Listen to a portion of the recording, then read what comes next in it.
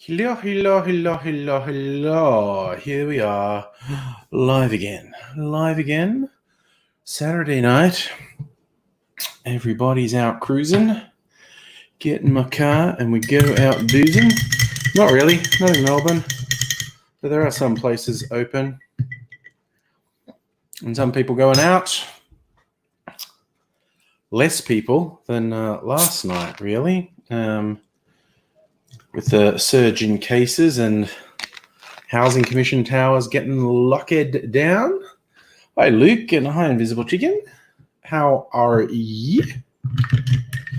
Just gonna mixy my drinky.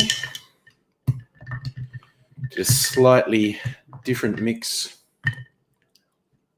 of the fruit juices with a lemonade to see how it tastes.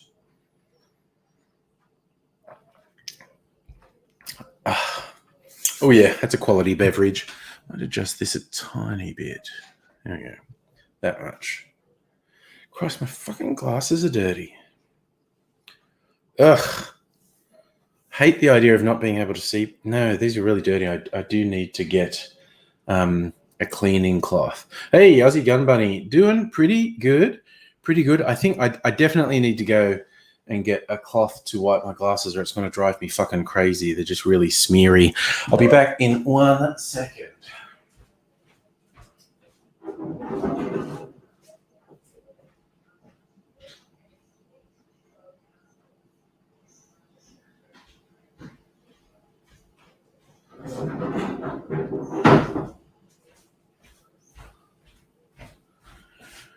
Right, I'm back. Promised it would only take a second. Get one of my old pairs of glasses. There's a cleaning cloth in its case.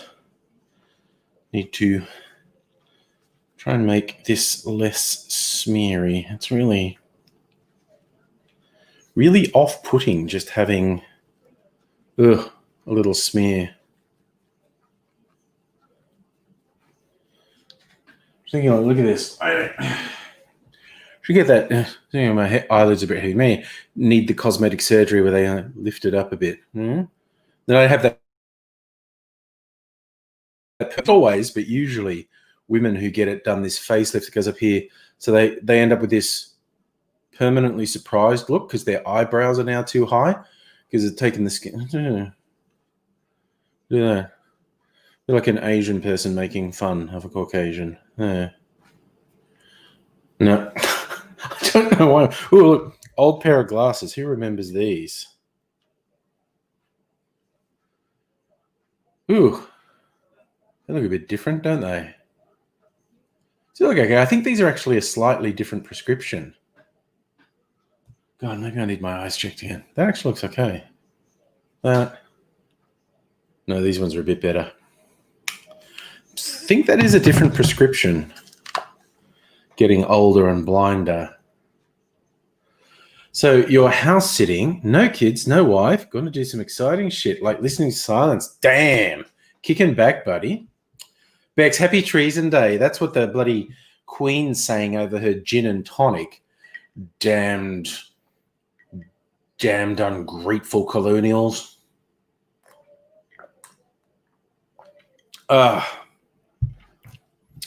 Yeah, well, I've got a lot of American friends, not necessarily, particularly in the political sense. I'm not the most pro-America person, but yeah, it was throwing off British colonial rule, so I can kind of get behind that. Anthony, a Captain America cocktail, a red, white, and blue. Wouldn't Captain America just drink milk? Isn't he too wholesome for booze? Although that just reminded me of something I could have done. I did see someone recommend a red, white, and blue shooter, put the grenadine in the bottom because it's the heaviest. And then I think they said blue curacao and floating some vodka on top because it's lightest. But then that's white, blue, and red, not red, white, and blue. But you get away with it, I guess. Have my blue absinthe, of course. I used up all my cream of coconut. So that could have been the white part. Oh, Aussie Gone Bun got free reign on the booze cupboard. Well, that's all right, man. I also have free reign. I'm not going hard tonight. I drank a bit more on Thursday. When I say a bit more, I probably drank twice as much on Thursday night as I'd normally drink on a Thursday night, because I actually made 4 fucking cocktails for a video and then drank them all. Yikes. And then Friday being Friday, I had a few drinks. But again, I probably didn't go as hard last night as I have some other Fridays, is because I had done more on Thursday than I normally would do. So I'm going to have some drinks tonight, you know. Cheers to my American pals. And we'll see what we see. Invisible Chicken, when you say Captain America can't really get drunk, do you mean because of his character, or is it the super soldier serum, he can't be affected by alcohol? Bex, it's your sister's birthday. Nice. Oh, well, happy birthday to your sister. More than happy to wish someone a happy birthday on this thing. Yes, I have a reason to drink being in Victoria. I'm actually isolating because if you remember me, Thursday night and last night saying I was going to go over to Fitzroy, was going to get help with upgrading my PC. I was going to pick up a couple things while I was over there. But what had kind of slipped my mind is Thursday night, my daughter was coughing all night. And we said, well, we've got to be responsible in the current circumstance. A persistent cough is a really big symptom, even though I'm actually more than 99% sure she doesn't have the Rona. Mrs. Angry took her off to have a test on Friday, and I'd kind of forgotten. And then I was like, oh, wait, I shouldn't be going and visiting people. I should take the real precautions and, not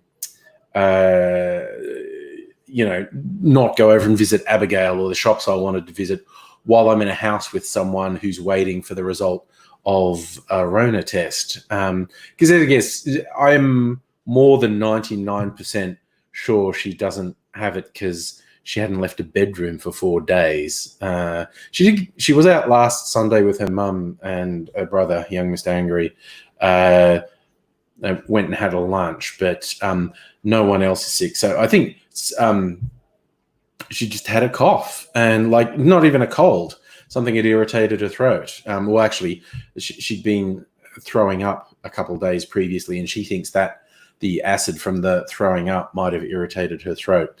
But anyway, so suddenly on Saturday morning, Mrs. Angry says, should you be going out on, the Rona test and all? Because it would be super embarrassing, and that's the polite way of putting it, having to contact people and say, hey, I was in your vicinity and someone in my house has tested positive for the Rona. Whoops. And particularly with a friend who's got health challenges, you don't want to expose them to it. And like I said, I'm more than 99% sure the test will come back negative.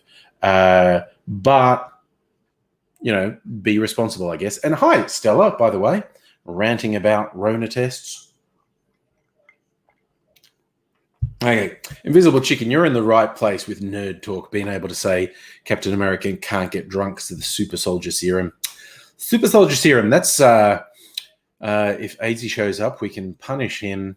He's only got half his dentures by trying to make him say super soldier serum fast 5 times. Because, I'd like to torture him sometimes. He enjoys it. He's got safe words. Anthony, it's literally the call you make when you find out. Yes, it's like finding out you have an STD and having to call people. Yes.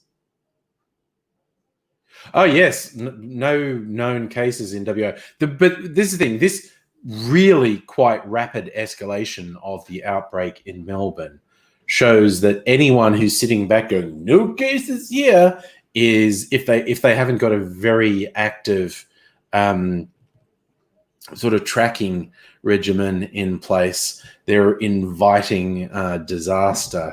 So, and today's development was really dramatic. If you haven't seen it, a whole bunch of cases were traced to a group of Housing Commission high-rises in like North Melbourne. And hey, Mr. Blumenstein, how you doing? Because of the way these buildings are structured, the residents cannot avoid, if they're going in and out of the building, they cannot avoid being in close contact with other people in the building. Like they all use the same elevator, the same entrance exit. So the buildings are in total lockdown, and hundreds of police are actually patrolling, which does have a really sort of creepy police state vibe to it. But if you, I mean, it might have been a nice idea to have more medical and social services staff on hand than just cops. Because if it's just cops, that seems really punitive and really negative. And a lot of the residents of these towers have a very bad relationship with the cops. So there could be some unpleasantness out of this. But the way these buildings are, a lot of cases in there, and the residents can't avoid each other using the same elevator, using the same entrance exit. Fact that, I don't know, dozens of cases have been identified. Probably there's like 3,000 residents in these towers. Probably means there are actually hundreds of people who would test positive. And if there was no limits placed on these people moving in and out, basically in a really short time, you could pretty much guarantee the majority of the people in these towers getting COVID, and that's going to escalate out to a really significant number of people in those suburbs being infected, and that's going to escalate into a significant number of people all across Melbourne. But it sounds scary, and particularly people who have a less than happy relationship with cops are very, very, very, very, very not happy about this heavy police presence. But like the residents in these towers, when they get home, they are not allowed to leave their flats. And these are probably really shitty little 1-bedroom, 2-bedroom, tiny fucking flats. They are not luxury accommodations. And like, yeah, they are not allowed out of their flats. And Jesus, that's going to cause tensions. But by the same token, without a really quite severely enforced lockdown, this little outbreak would be utterly out of control in extremely short order. So, yeah, well, it remains to be seen. Yeah, Bex, we're all just a couple of idiots away from having a Rona outbreak. Aussie Gun Buddy, the body metabolizes the booze too quickly, so it has no... Oh, we're talking about Captain America again. Okay. If his body metabolism is that fast, why doesn't he have to eat like crazy to keep alive? Oh my God, you've uncovered an inconsistency in a superhero comic. My world is shook. Yeah, I mean, they're very selective with how, you know, the rules of superheroes work, because obviously very few of them hold up to much scrutiny. Still, they reckon people are a bit too blasé. Yeah. No. As anyone who reckons there aren't undetected cases in the community fooling themselves. All it needs is a bit of bad luck for an outbreak to start up. And look, this is our world. In the absence of a vaccine, this is our world. It's never defeated. It's just temporarily at bay. And that's the world in all probability for the next year or so, at least. Well gifted Aspie, spelling neighbours with a U. That's the appropriate way to do it, yes. Bex, you reckon same in Queensland? Everyone's a bit too comfortable? Yeah.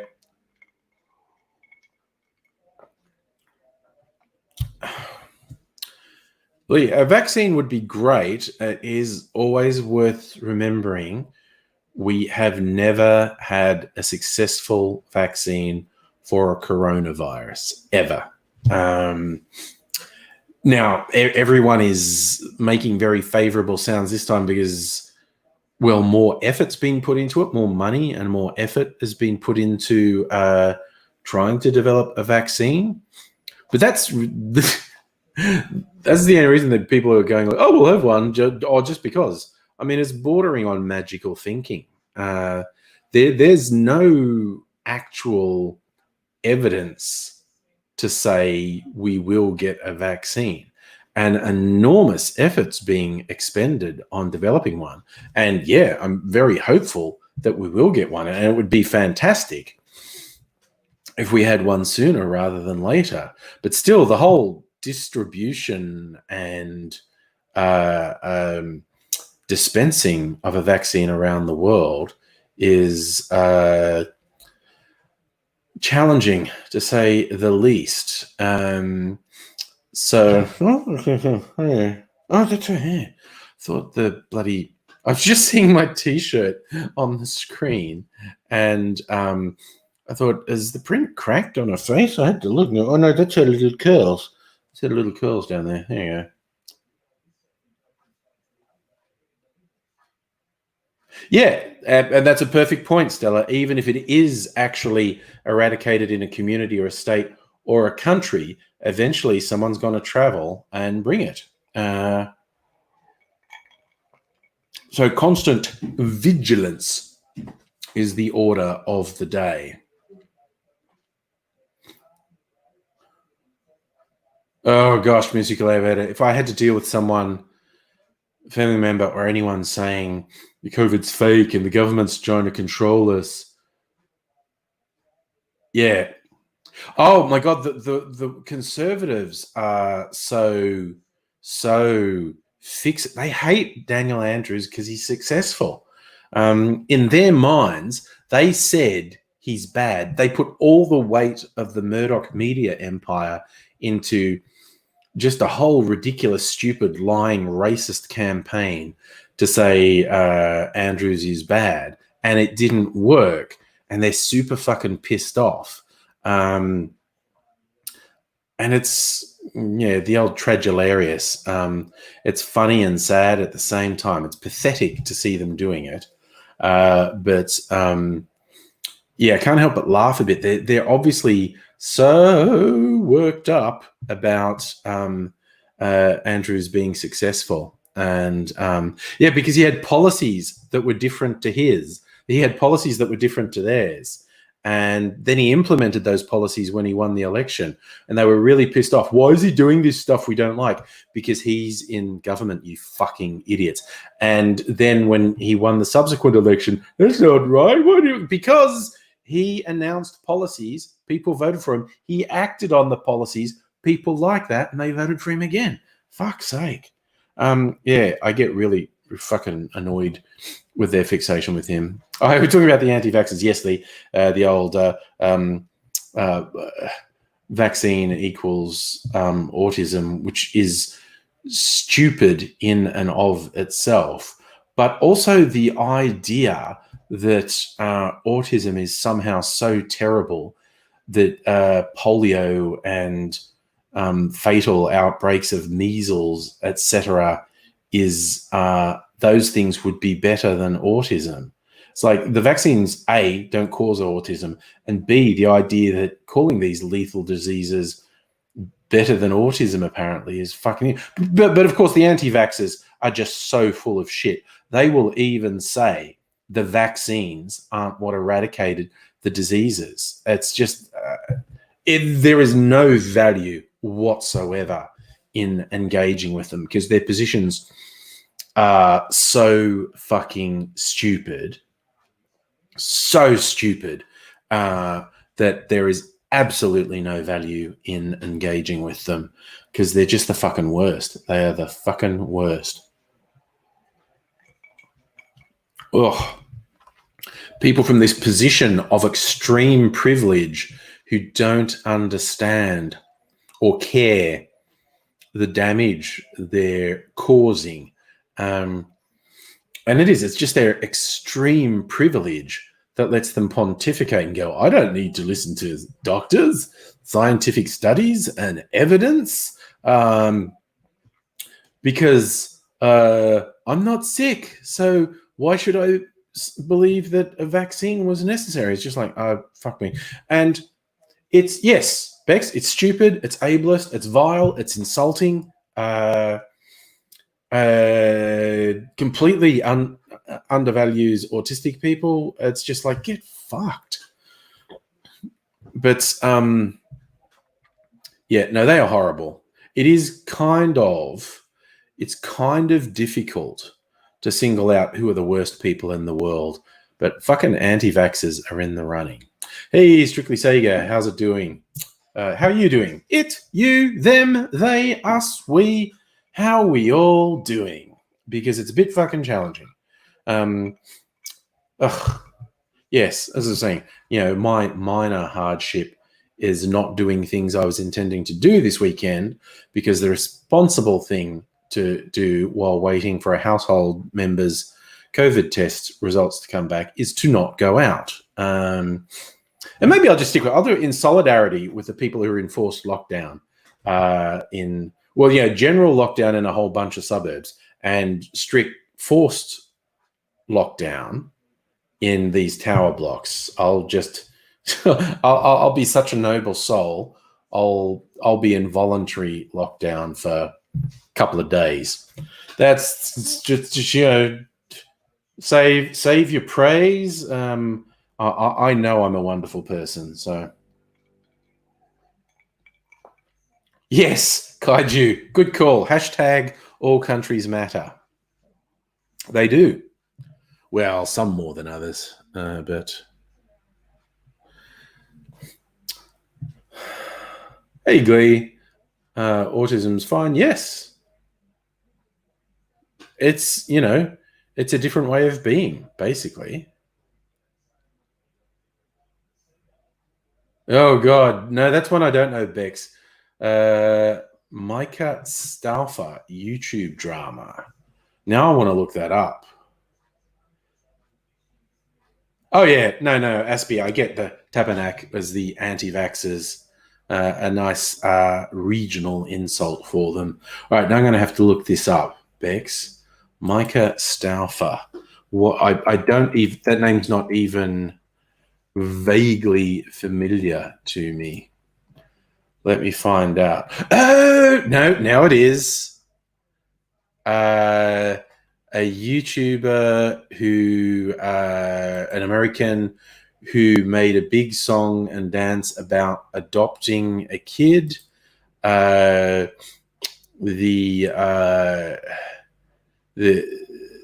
kid was she adopted an Asian baby who was autistic, and I'm not sure whether she knew that at the start. And then she basically didn't want to keep the kid, said it was too difficult, and gave the kid up. Looking at an article, an investigation has cleared YouTube mom Micah Stauffer of any wrongdoing in the way she and her husband relinquished custody of a toddler they adopted from China in 2017 after they realized they were unable or unwilling to handle his special needs. Investigation cleared the Ohio couple of any abuse regarding 4-year-old Huxley's treatment while he was their child, determined the staffers took legal steps to move the boy, who'd been diagnosed with autism, into what Micah called his new forever home. More good news for fans worried about Huxley's well-being. The Delaware County Sheriff's Department investigation revealed he appears to be happy and lovingly cared for by his prospective new parents. But yes, a lot of people are very down on her, completely fucking rightly, in my opinion, for basically monetizing adopting a kid and then dumping the kid. So the US is beyond redemption. Pay for the wall, dump all the anti-vaxxers, climate deniers, science deniers, 5G. Well, I think they're all going to fucking die. You want to do an Escape from LA style? I'm trying to remember because, of course, Escape from New York is legendary. Like they just put a fence around Manhattan Island.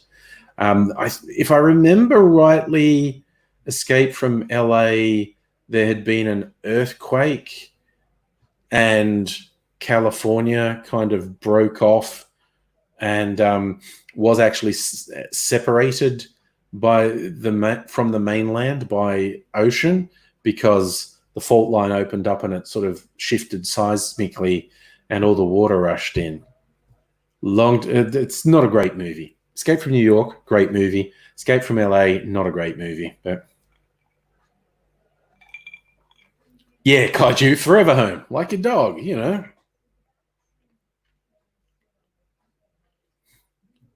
Ooh, Strictly Sega held on to the total longer than they would have if they were getting 20K a month in vids.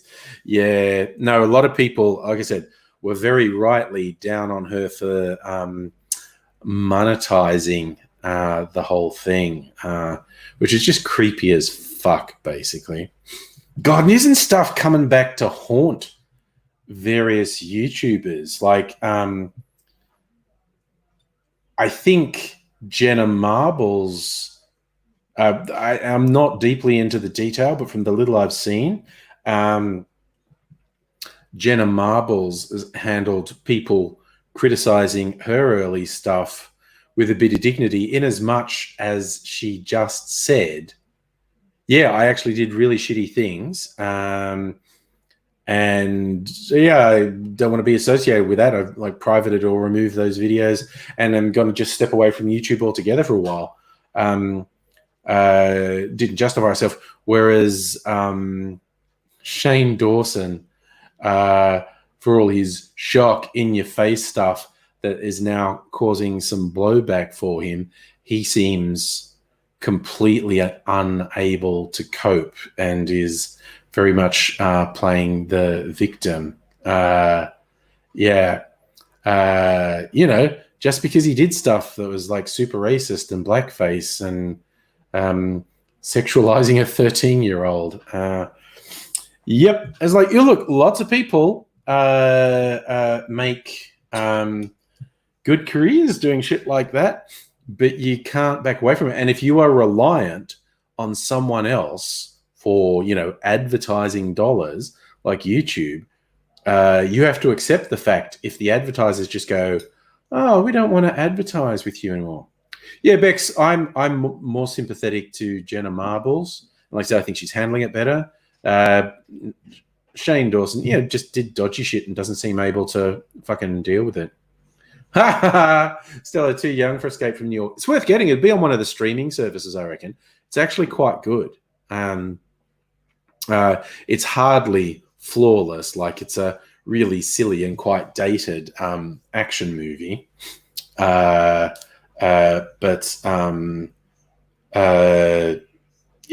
no, it's definitely worth seeing.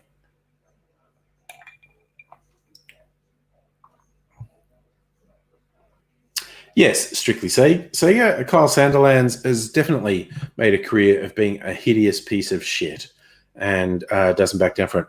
Although has come so close a couple of times to losing his job. It's kind of like I equate it like people saying, oh, why are you so down on PewDiePie? Like, he did that shock thing a few years ago, like seeing if he could get people on Fiverr to hold up a sign saying, you know, kill all the Jews. And then he acted like, you know, he's really shocked that they did it for $5. He's and, you know, he was laughing at like, oh my God, that's horrible and outrageous. And, you know, they did it for just a couple of dollars. And a lot of people said, just jokes. And I went, yeah, I'm not saying he's not allowed to do that, but his income is dependent on advertisers being happy with things. I mean, comparison I always draw is like, YouTube has got into trouble because you can do anything on YouTube.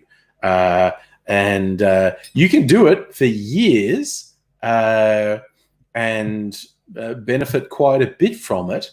And then suddenly get your comeuppance, as it were, years later. I kind of equate it to, it's like, imagine if the presenter of Blue's Clues, long-running kids show that's had a few different presenters over the decades, because I think it has run for decades. Imagine if the presenter of the show got to do whatever they wanted to on the show. There was no producers, there was no network, no one okayed the material before it went to air. And one day, what they thought would be a funny joke is the dog Blue goes out to the mailbox to get the mail and comes back with a letter and goes, "Oh, Blue, you've got me a letter. What does the letter say?" And opens it, and the letter Blue's given him says, and he holds it up the screen, it says, "Kill all Jews." "Oh, Blue, I didn't think you were anti-Semitic." And then Blue's going, doing a Muttley and is now wearing a swastika armband. You could make an argument if you think just doing shock stuff is funny. You could make an argument that would be funny if the cutest, most innocent show on the TV used an anti-Semitic slur for shock value. You could argue if you wanted to, that's funny. That guy would not have a job the next day and would have a lot of trouble getting another job in TV ever again, because that's how these things work. When you're dependent on other people for your job, there's a price to pay sometimes anyway. Yeah, Kaijo, just kidding. Schrodinger's douchebag. And it's almost always a guy. It's not always a guy, but it's almost always a guy. Makes some vile, offensive joke and waits to see how people react before they say just kidding or not. Like, if they get away with it, they don't say just kidding. And if there's blowback, they go, "It's just kidding. It's just a joke. Why can't you take a joke?" No one can take a joke. I'm like, oh my God, it's like this ridiculous shit happening with Friendly Geordies. He was mocking a New South Wales politician who is of Italian extraction, and in Friendly Geordie's own words, is basically doing wog humor on the guy. And so this guy's now complaining, and the conservative media complaining like the Friendly Geordie's representation of this guy was racist. And of course, Friendly Geordie's is just doubled down and makes one extremely valid point. These media outlets who actively promote really vile racism and always complain about, oh, political correctness is ruining life. Oh, let's do a series on Sky News called Death of the Aussie Larrikin and just have a bunch of mindless fuckheads on it. And but then as soon as there's someone they don't like, they go straight for, oh, that's a bit racist. And the stuff Friendly Geordies was doing was relying on tried and true racial stereotypes. Absolutely. But it's also completely valid to point out these conservative politicians and media outlets do not have a fucking leg to stand on. So he's just doubled down rather than he seems to revel in the notoriety and the attention. So yeah, he's just doubled down on the whole thing. So but yeah, I have no time at all for bigots, whatever they're bigoted about, whether they're racists, misogynists, anti-Semitic, anti-Muslim, homophobic, transphobic, whatever. But if you really want to make me really fucking hate you, be a hypocrite about it. Like, refuse to acknowledge what you're doing and then try to weaponize outrage against other people. Like, you going off with the most ridiculous, bigoted shit day in, day out, and complaining about political correctness. If someone says, hey, you seem to be like a complete piece of shit, but as soon as someone they don't like says something that they think they can attack as racist or misogynist or whatever, they go for it. And it's like, I have so much trouble understanding that sort of shameless, obnoxious hypocrisy. It's just, it does my head in, quite honestly. It genuinely does my head in that people can be like that. That they can just go, oh, I'm just gonna tell an absolute lie, and when called to account for it, refuse to take any responsibility. I'm going to run around and be a bigot and say my free speech is being impinged on. If anyone ever has a problem with my vile, repugnant bigotry, but at the same time won't hesitate to try and weaponize outrage against someone I don't like, and in just horrible, blatant hypocrisy. It's like, fuck that shit. Kaiju, getting some food for the kitty cat. Oh, I like that little discourse.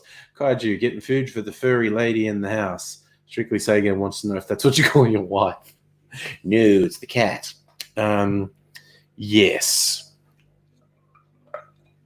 I've made a point of not feeding our cats so they won't hassle me to get fed. Mrs. Angry feeds them and constantly gets hassled by them. Oh, yeah, Dave, yeah, the political cartoonists are among the worst.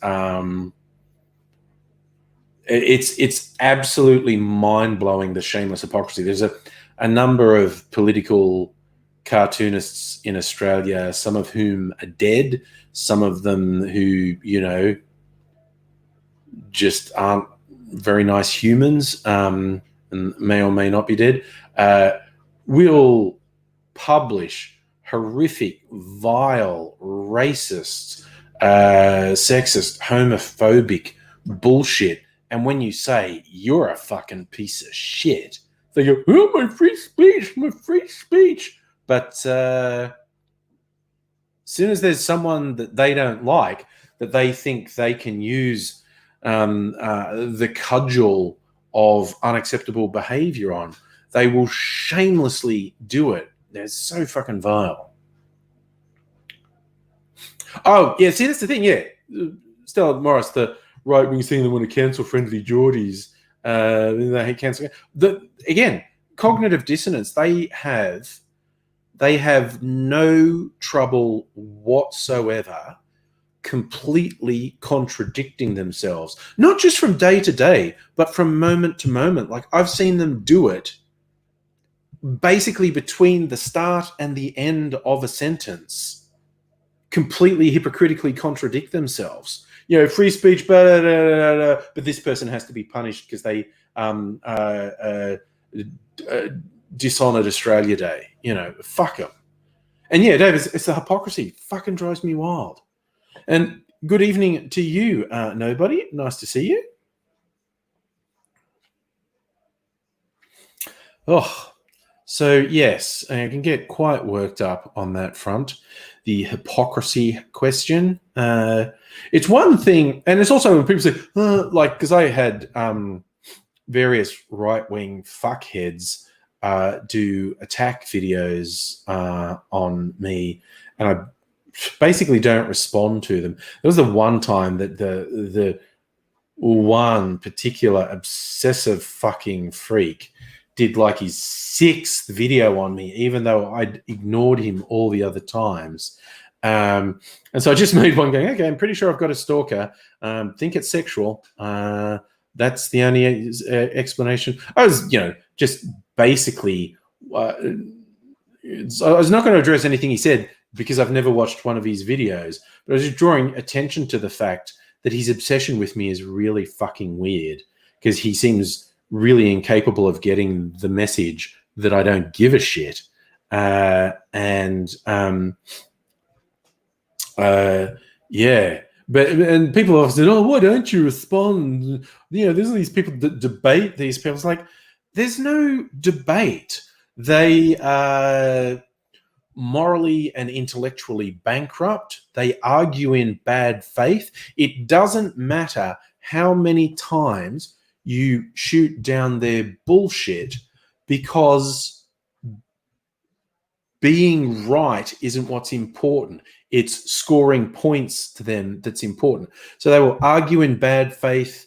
And under this umbrella, I would put flat earthers, climate change deniers, evolution deniers, anti-vaccine. No matter how many of their bullshit talking points you shoot down, it's like water off a duck's back, and they'll just go on to the next one. So there is no value whatsoever in addressing their bullshit, because they come from a position of bad faith, and they're just a waste of time. Yes, absolutely, Stella. The right-wing snowflakes are the original cancel culture. I mean, they oh God, I always forget her name. Young Muslim woman who was in Australia. I think she made. I think she made an extremely good point about a lot of people who say, "Lest we forget," on Anzac Day, are pretty quick to forget all the side casualties of war, the civilians, the refugees, the non-combatants who have to deal with the results of war. And when people said, wrong day, whatever, but and she actually withdrew it and said, that actually wasn't intended to upset anyone. It didn't occur to me that it upset anyone. It wasn't my thing. So,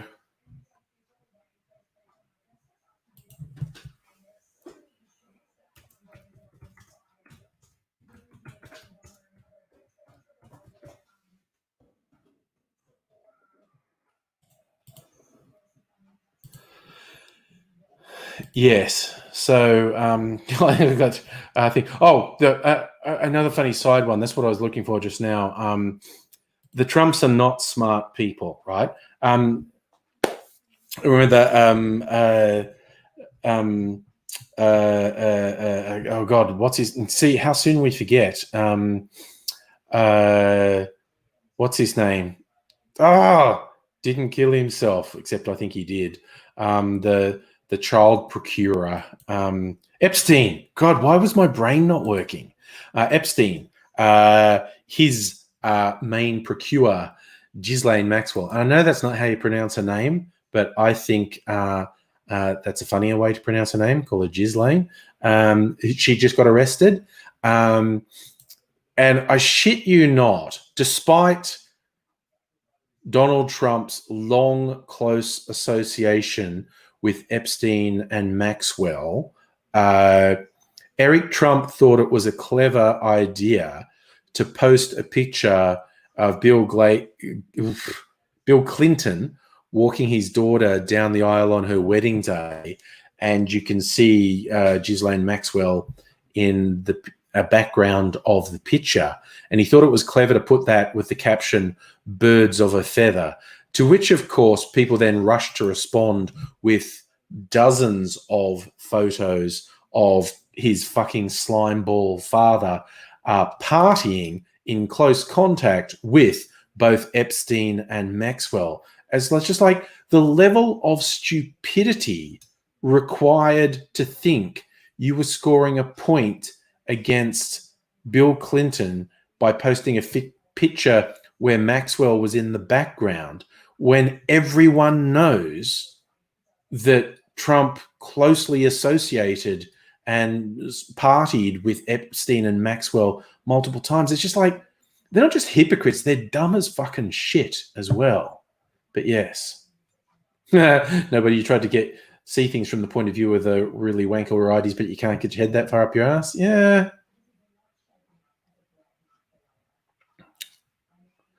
Strictly saying you think haven't made it on YouTube to get an aggressive, angry troll. Then I've made it, apparently, because I've had dozens of them over the years. Yes. So Caitlin Bennett, who's that? She gets a again, but there's so many of these right-wing dickheads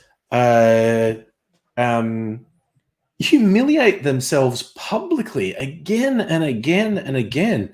They say such stupid shit. It just makes them look so bad. I actually, Dave, I think you're right. It actually, no matter how stupid it is objectively, it scores a point with their base. And their base does not care about the truth. The base just goes, oh, yeah, owned the fucking libs, man. Owned them, you did. You owned them. The truth literally doesn't come into it. But yeah. She can say you think Trump Jr. is the king of dumb right-wing trolls. Well, I don't know. He's pretty fucking bad. There's a lot of competition in America for dumb right-wing trolls. There is a lot of competition. Lee, Trump's KKK supporter. Yeah, well, his dad was in the Klan. His dad was arrested at a Klan rally. Trump was raised with a Klan mentality. He's obviously been deeply racist his whole life. Oh, Stella. God, sorry. Bennett is the idiot who took her gun onto the college campuses to own the libs. And then people circulated this picture that everyone says is her drunk having shit herself. Hey, you know. Yeah, it's trouble. The big trouble with them is they grossly overestimate their own intelligence, and they seem completely unable to grasp how limited their worldview is. Like, they think they're on top of everything, and their knowledge of just about everything is very poor. But it's just all this point scoring bullshit. Like, reality doesn't come into it at all. It's fucking weird. No, but we all know some people making sense, being factually accurate, yeah, never gets in the way of the other one. Yeah, no, and that's why often this idea of like, oh, the marketplace of ideas, we've got to, no, fucking don't give these pieces of shit a fucking platform. Everyone who says like the actual Nazis, the white supremacists, the Hitler lovers shouldn't have been banned from social media platforms. No, some ideas shouldn't be given platforms. And I have no embarrassment whatsoever in saying that. The number of people who were radicalized by just this unchecked right-wing bullshit on YouTube and Facebook in particular is just terrifying. The idea that these platforms don't have a responsibility is absolutely ridiculous. So, yeah, no, I have no time at all for that sort of bullshit. Yeah, it's the main reason I've never, indulged any of these fuckwits and debated them or responded to them. Because what's the fucking point? They're talking shit. They act in bad faith.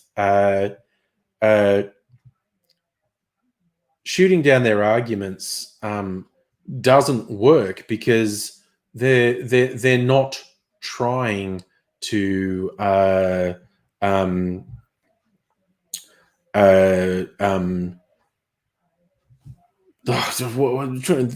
okay, the one that springs to mind is that smug fucking moron Ben Shapiro, and his famous "facts don't care about your feelings," which is an emotional statement.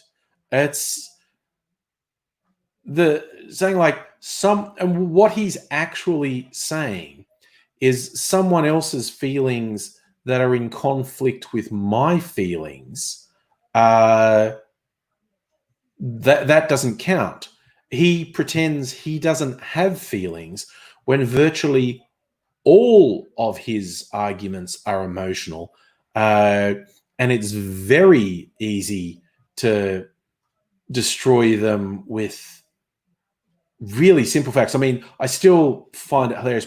Probably, and it's not isolated, but probably the most outrageously stupid thing he said that he was sure was a really smart point was he said, even if climate change is real and the ocean levels rise, it doesn't matter because if the coastlines get swamped, people will just sell their houses and move. And it's like, sell them to who?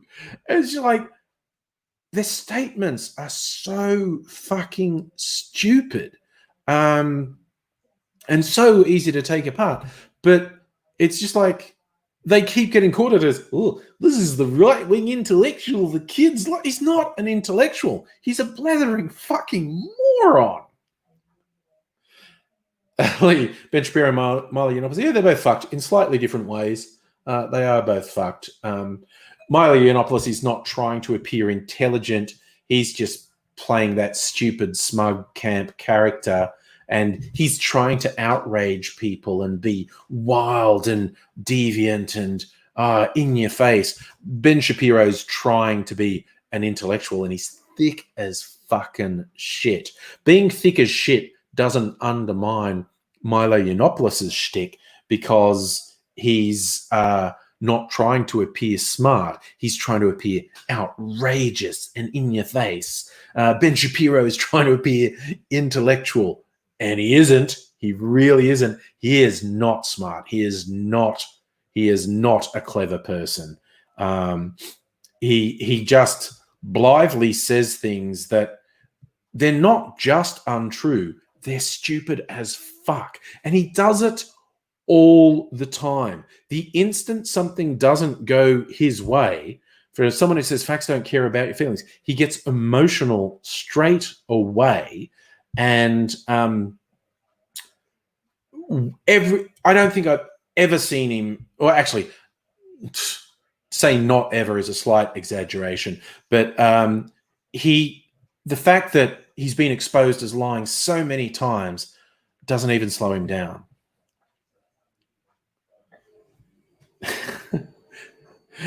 As soon as you talk about the people, a lot of talkative people, never let the truth get in the way of a good story. I always think of the Wizard of Oz when Dorothy meets the Scarecrow, doesn't have a brain, and Dorothy says, "How can you talk if you don't have a brain?" The Scarecrow says, "A lot of people talk an awful lot without a brain." And it's just like, yeah, that is unfortunately true.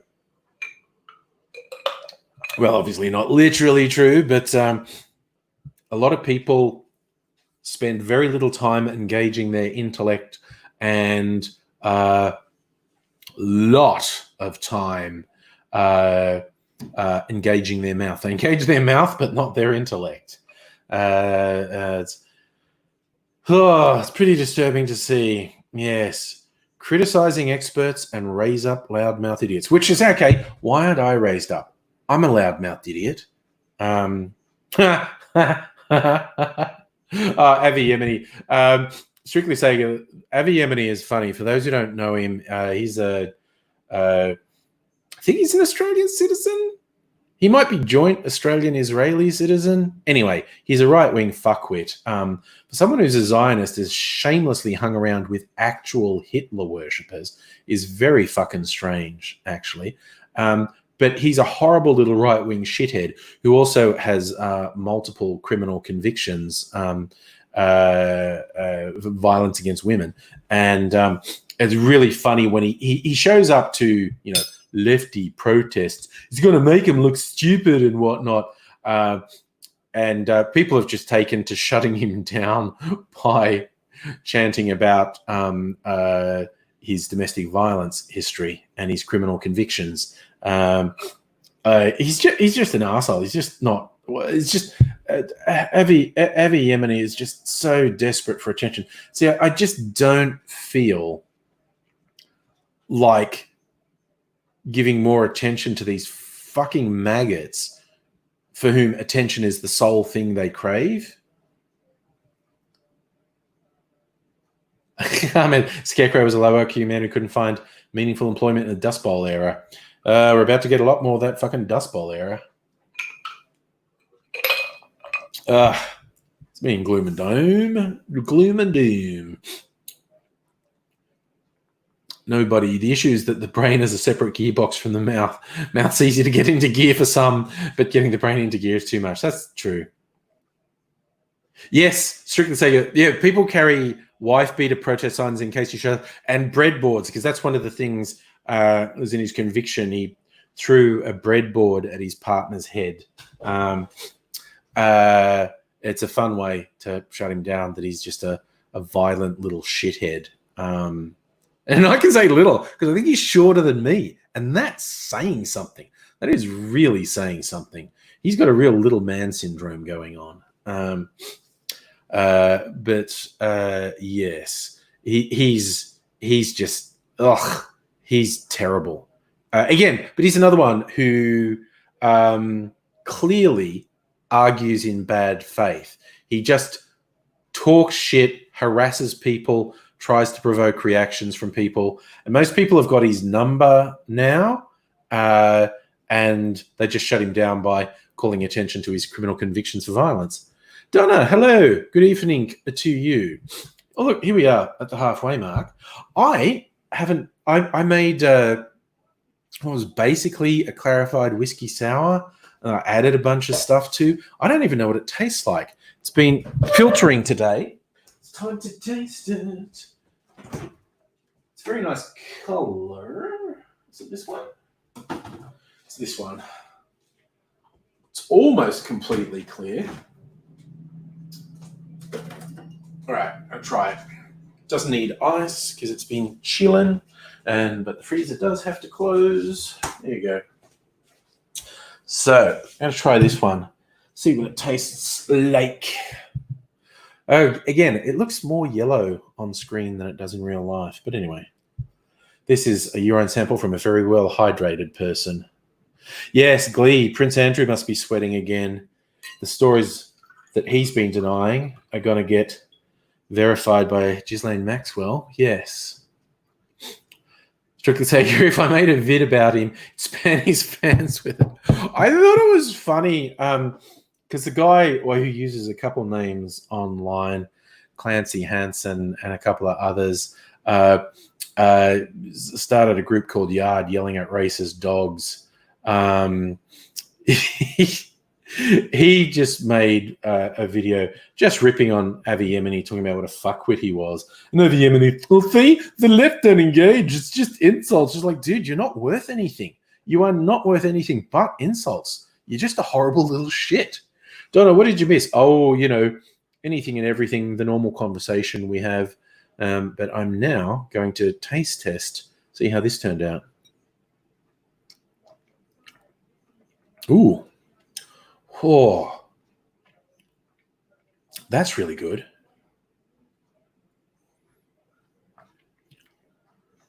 Oh. Wow.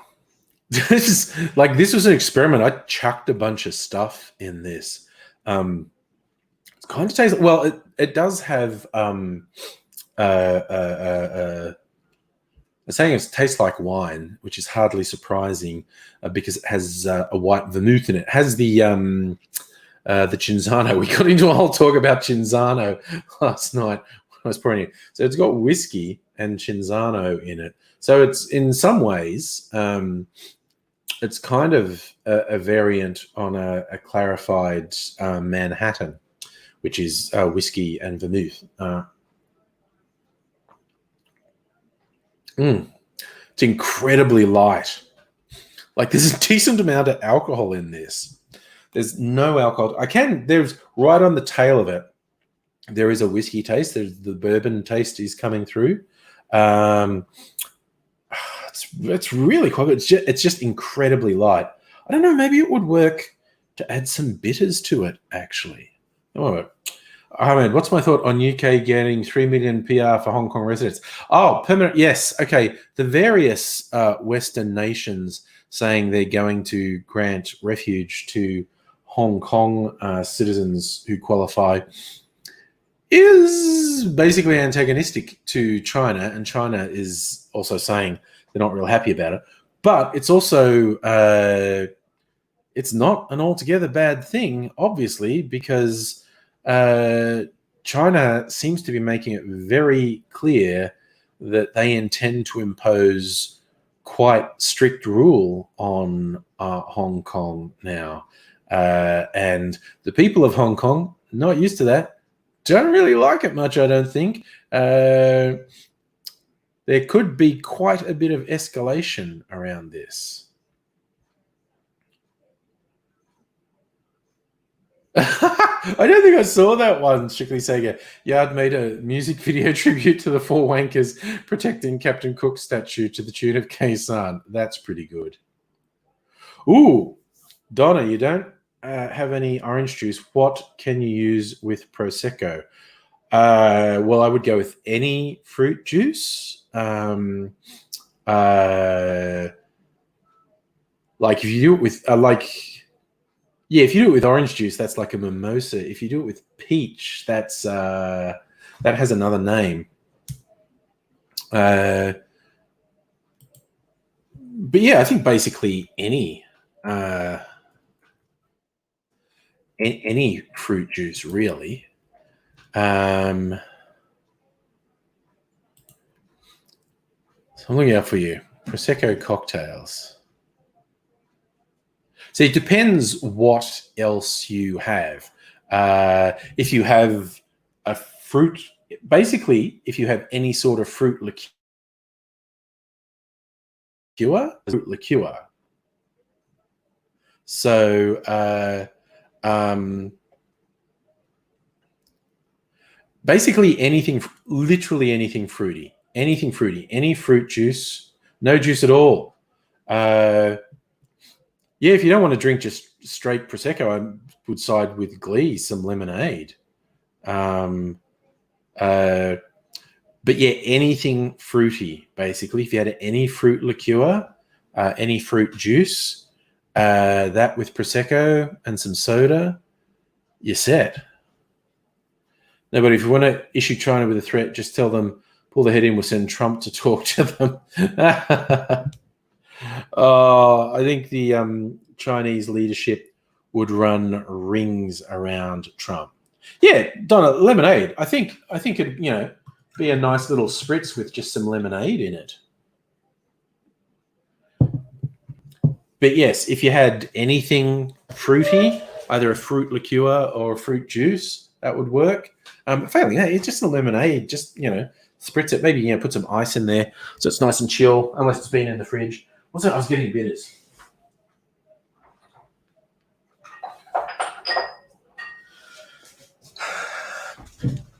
So yes, this clarified drink here is quite nice. I just think it might work with a bit of bitters in it as well. So a few drops of bitters. See the layer of the bitters in it now? Aromatic bitters, yeah. I'm actually going to stir that rather than have it layered. Just a quick stir. Ooh, what's that done to it? So now it's got a nice orange hue.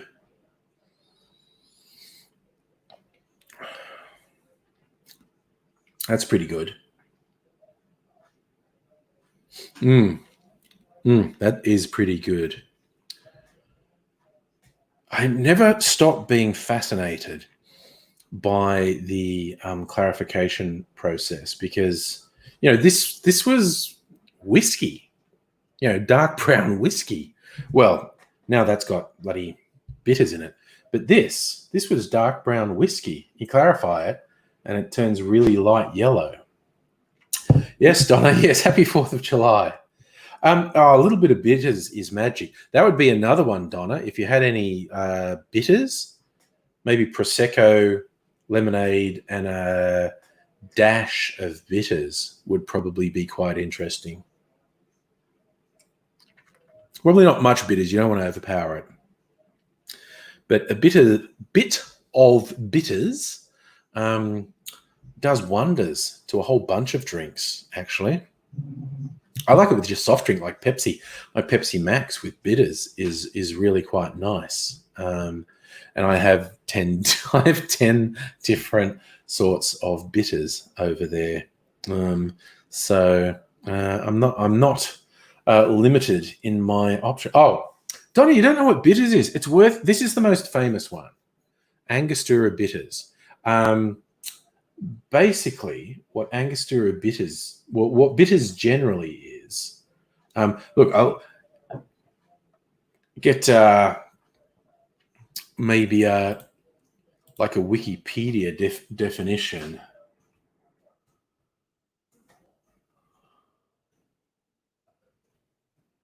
Murphy's. So a definition of bitters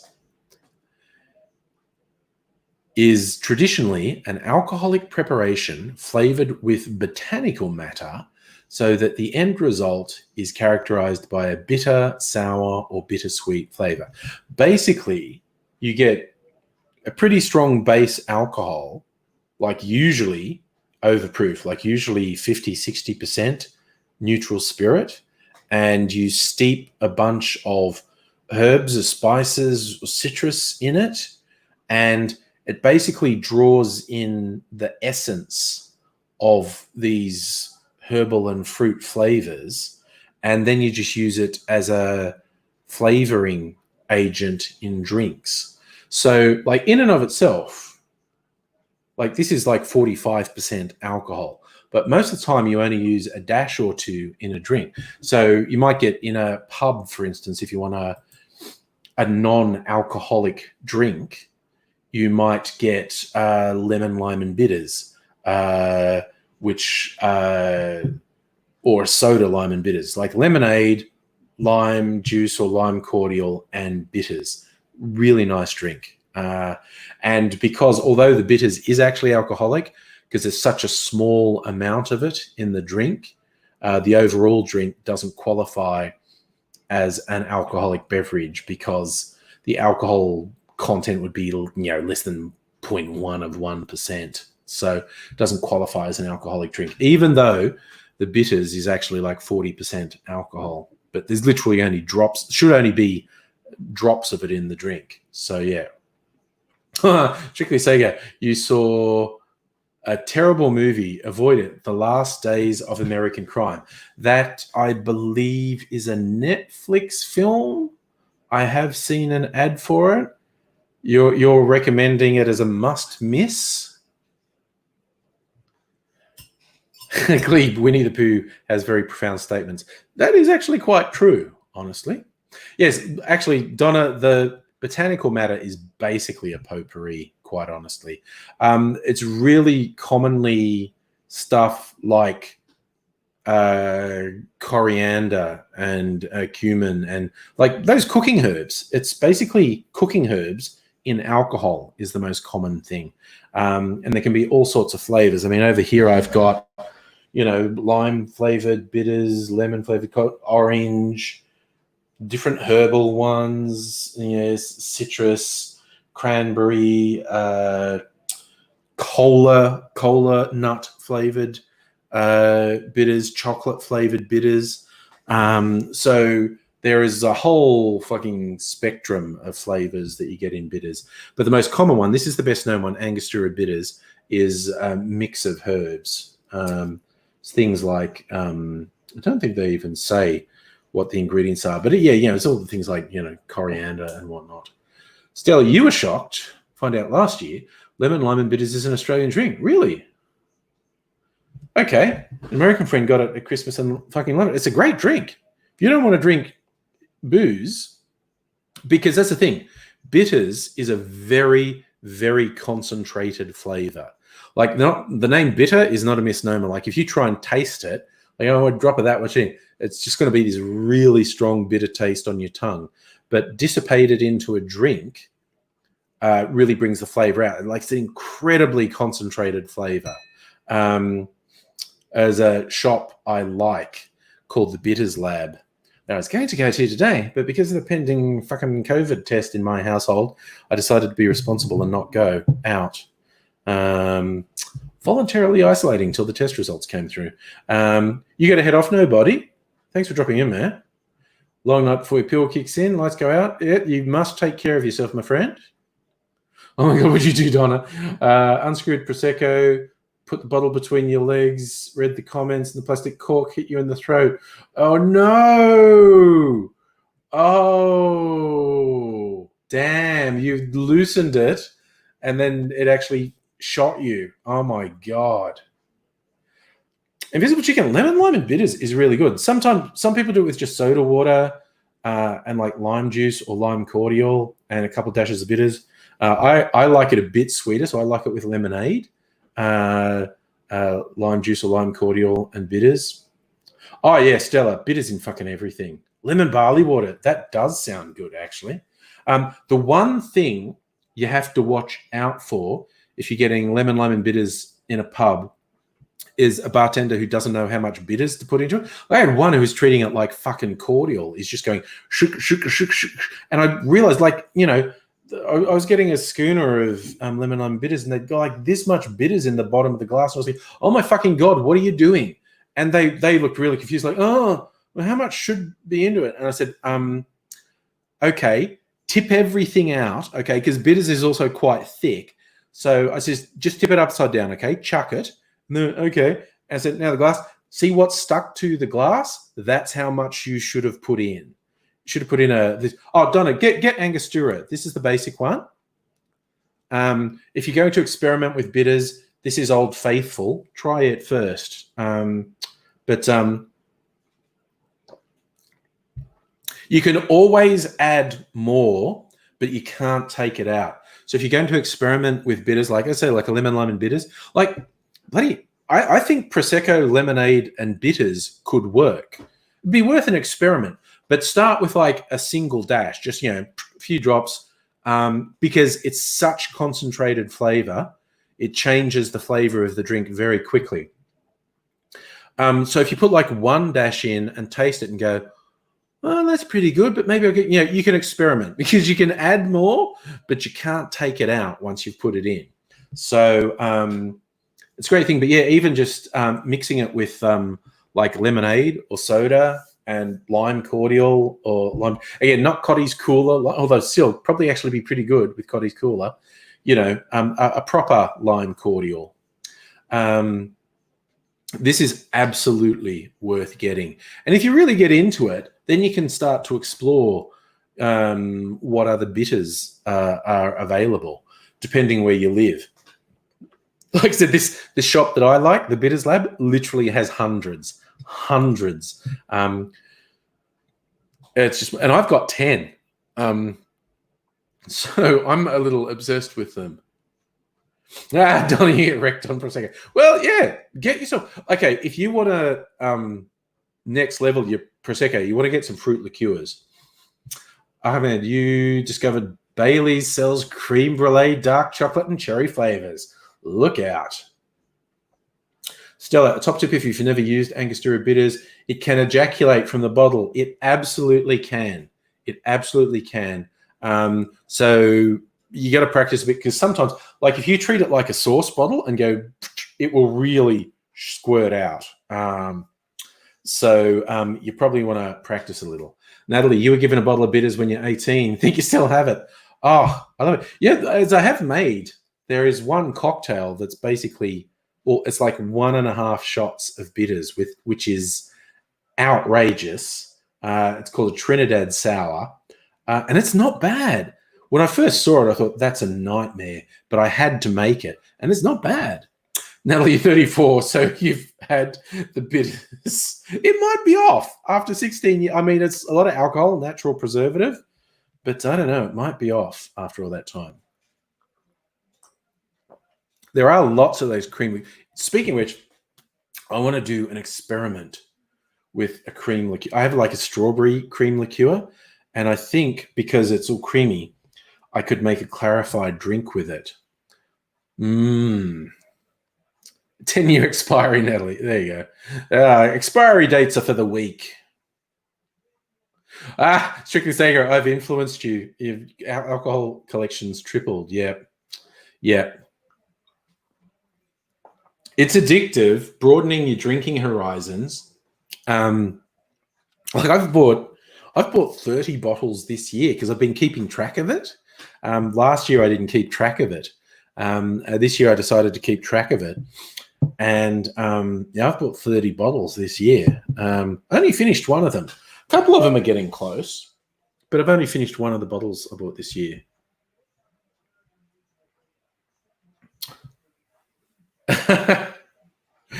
Donna, you're worried about the ejaculating bottle, are you? Yeah, it's a bit of a squirter. You got to be careful. I'm going to try an experiment, actually. Got to decide what flavor would go with it. Ooh, maybe.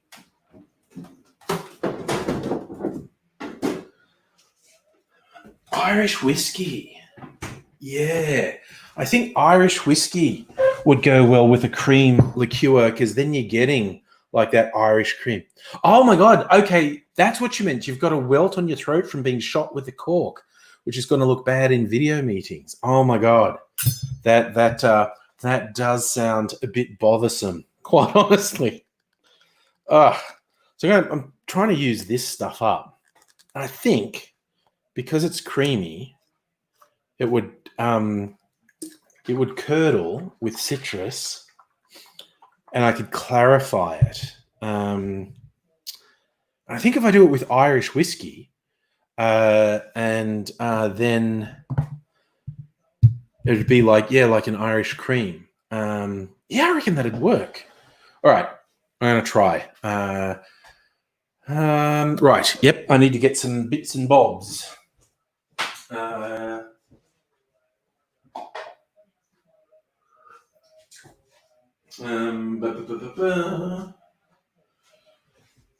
got a measurer. I got this jug. Where's the other jug? No, it's not there. Okay, where is it?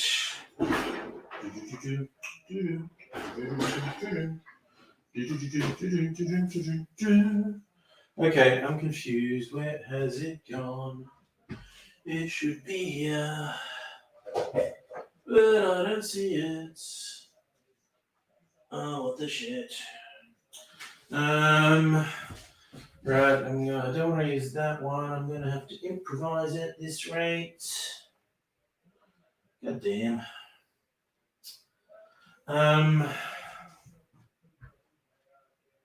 Oh, we could just use a glass, really. Could just use a glass.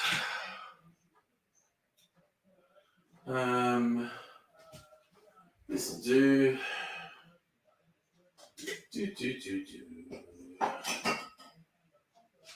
Right, hang on. I think I have a plan. I'm a man with a plan. Right, okay. One thing I want to do is look up some Irish whiskey cocktails. A rough night. Yeah. That's weird saying something's a hickey because that's less embarrassing than I shot myself in the throat with a cork. That's just took your eye off the prize and got shot in the throat. Ooh, a 4th of July. What do they say? Oh, no, it's not a 4th of July cocktail. It's cocktails for the 4th of July. International Kissing Day. Really? Monday's International Kissing Day.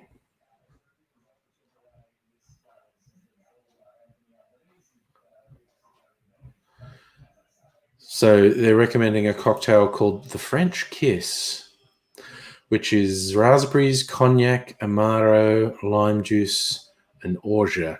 No, this site, the Difford site, has some good Irish whiskey cocktails. I want to get some ideas on what flavors go well with Irish whiskey. Whiskey Baja. A little bit of trivia, which I did in a video a little while ago. Mentioned whiskey is an anglicization of the Gaeilge, the Irish language, Whiskey Baja, water of life. And it's interesting, a few countries, people around the world had various drinks they call water of life. In Ireland and Scotland, it was whiskey, which is Whiskey Baja. In French, it's eau de vie, or water of life. Other parts of Europe, it's aquavit. Again, water of life. It's really interesting how so many different cultures decided to call a spirit the water of life. It's just you and the Pinot Grigio tonight. We're saying no kissing with COVID. God, I'm so glad I'm not single. Oh my God, that would be bad.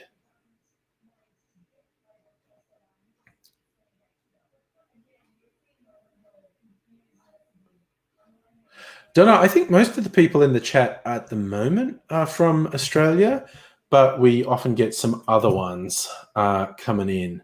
Hey, how's it going, Bunny? Coming back. Okay, I'm going to shake this up. No, I need to look up Irish whiskey cocktails.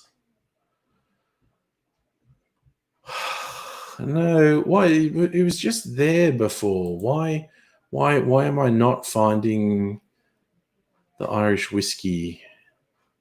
How to make cocktails at home, 20 best vodka cocktails, the juice in cocktails, empirical spirits cocktails made in Australia. Well, that's always good. I like to support Australian. Field Marshal Cocktail of Fame. Keeping spirits up.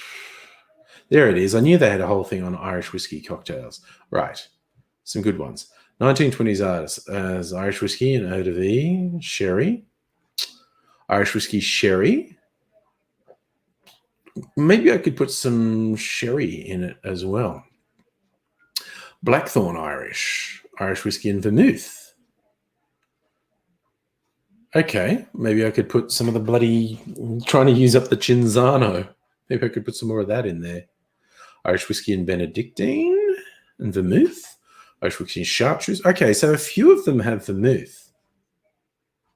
Irish whiskey green Chartreuse, maraschino. Irish whiskey. I put some sherry and something with a bit more flavor. Vermouth, green. Okay, a lot of them have green Chartreuse in them. Might put some green Chartreuse in as well for a laugh. So there seems to be a lot of herbal things recommended to go with Irish whiskey. Green Chartreuse, Benedictine.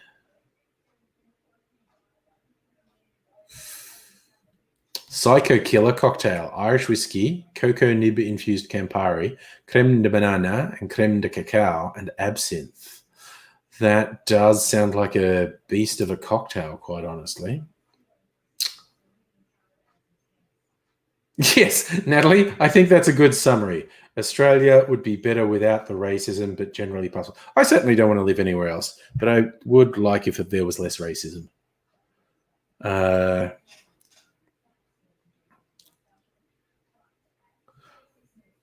That's an interesting one, Ahmed. You had more racism from Italians and Middle Eastern immigrants, less from Anglos. Look, it mixes. Bigotry crosses boundaries. You will get people with really weird bigotries. They'll be completely okay with one group of people, yet inexplicably have a real problem. Yeah, you get the general bigots who hate everyone who's not them. But you get really interesting or weird mixes of people who go like, I'm completely okay with that immigrant group, fuck them though. Fuck them. And it's like, okay. And also people who are from an immigrant group slamming another immigrant group, I always find quite interesting. It's like, you don't realize the other bigots do this to you as well? I don't know. Strictly saying, you think there's more racism in the West than in Melbourne? I think it depends where you are. I actually agree. In my 20 years in Melbourne, not an enormous amount of bigotry. It exists, but less so than in a few other places I've lived. So, all right. So I am going to do an experiment now. I love experiments. So I'm going to get some Irish whiskey. Good old Jameson's. Cinzano. And green chartreuse. Just for gigs. And some lemon juice is going to go in. Oh, and I think I should put a sweetener in as well. Maybe just some pineapple juice, actually. Pineapple juice seems to make... Yeah, there's an open pineapple juice. Pineapple juice seems to make clarified drinks really tasty. Just doing a random experiment here. Natalie, as a white person who don't personally experience racism, but you dare suggest red skin lollies shouldn't be called that. The racism does show up. Yep. And that coon cheese shouldn't be called coon cheese. That can get some real strong responses from people. From people who call other people snowflakes. Yeah. Stella, you worked with a TO who always said, fucking wogs are lazy, they don't like to work. I said, but you can't say that. His response is, no, I'm a black fella, I can say it. Oh, dear. The old, I'm part of a group that gets slammed, so I can slam other groups. Yeah, I've seen a lot of that. All right, so I'm going to try. I'm not going to do it in huge volume because it's an experiment and it might not work. Irish whiskey, vermouth,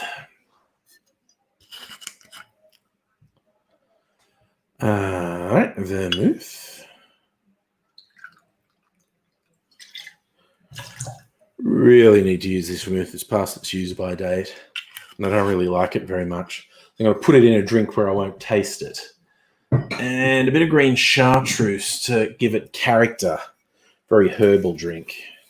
Natural green drink. They claim they're the only green spirit that's naturally green. They don't put any food coloring in. It's the natural color that comes out of the herbs they put into the beverage. Right, so that's all the booze. Well, actually, not all the booze, but I'll put some lemon juice in. So that was 1, 2, 3, 4, 5. Some lemon juice to make the reaction happen. And some pineapple juice, because pineapple juice tastes nice. And we won't get into that silly line about oral sex. Donna, what does chartreuse taste like? Chartreuse is very herbal. Made by monks from a recipe developed in 1605. Product manufactured from complete natural ingredients up to its very color. It's advised to be tasted on the rocks.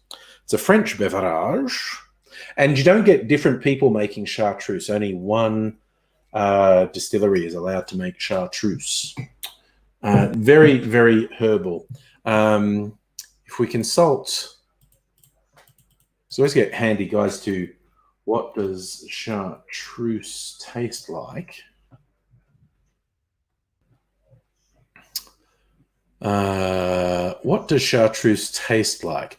Strong characteristic taste, sweet, but becomes spicy and pungent, comparable to other herbal liqueurs such as Galliano, Strega, etc., although it is distinctly more vegetal or herbaceous. Basically, very herby. It is, because it's a liqueur, it's got a fair bit of sugar in it, it is sweet. Lot of herbs, though. Lot of herbs. So it's a very herbal drink.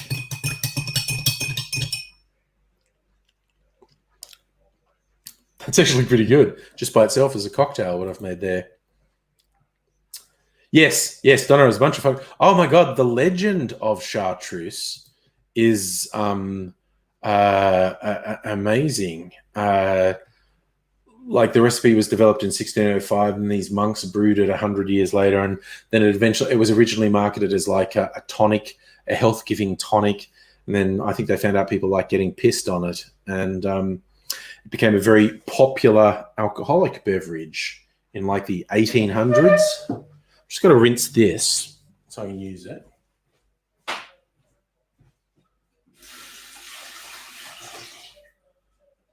Right. No. Now, this is going to be my milk for the milk clarified cocktail. White chocolate cream strawberry flavored liqueur. In theory, this will work, but it's an experiment, so who knows? On the off chance it doesn't, but I do think it will work, I'll just redo the whole thing with milk, and that'll work. Yummy dessert drink. Oh, I should drink this more often. It's really tasty. Probably really bad for you. So now, if I add this that's got citrus juice to this, which is like milk-based, it should curdle. And it really did, almost instantly, which is good. I'll just stir it a little bit. Ooh, that's working all right. That is curdling straight away. This is interesting. I'll be interested in what flavor this is. I might taste test it. Probably doing a live stream tomorrow night. Hey, Kirsten, how you doing? I'm just doing a clarifying experiment. A cocktail, it's Irish whiskey, vermouth, and green chartreuse, which is having a conversation about green chartreuse, and put lemon juice and pineapple juice, so curdle. And then I've used this strawberry white chocolate liqueur as the clarifying agent because it's like milk content. And it's really, oh my God, it looks disgusting. It looks absolutely disgusting now, but that's actually what we want it to look like. It's worked exactly right. So I know this will work. This will clarify into a really clear drink like the other one did. I might just get this ready with a funnel and a filter. I'll put some water through the filter because it's just a coffee filter. I quickly do that, and yeah, it's actually a pretty good cocktail on its own. How's it going, buddy? Green chartreuse tastes like regret and sadness. Yeah, it's peppery, it's spicy, it's herbal. Okay, Glee's got to clean the kitchen before bedtime. I really spoiled Miss. I mean, I've been doing my part in the dishwasher and stuff. But Mrs. Angry went to town today and just really cleaned up the kitchen. Stunning job. So I've got to do more stuff around the house so I don't feel like a bastard. I'm just going to filter this. Or set up a filter, I should say. This will just take but a minute. as I run some water through it. The joy of doing the live streams from the kitchen. There's a bunch of stuff in the sink that's getting in my way. Okay, that's enough. Yep, all right, I'll let that run through. But I tell you what I'm going to do. I'm going to have a pina colada. Get myself another glass. Then I have chilling like a villain. Oh, because this is just the best. A milk clarified pina colada that I made the other night. Oh my God, you've got a huge welt.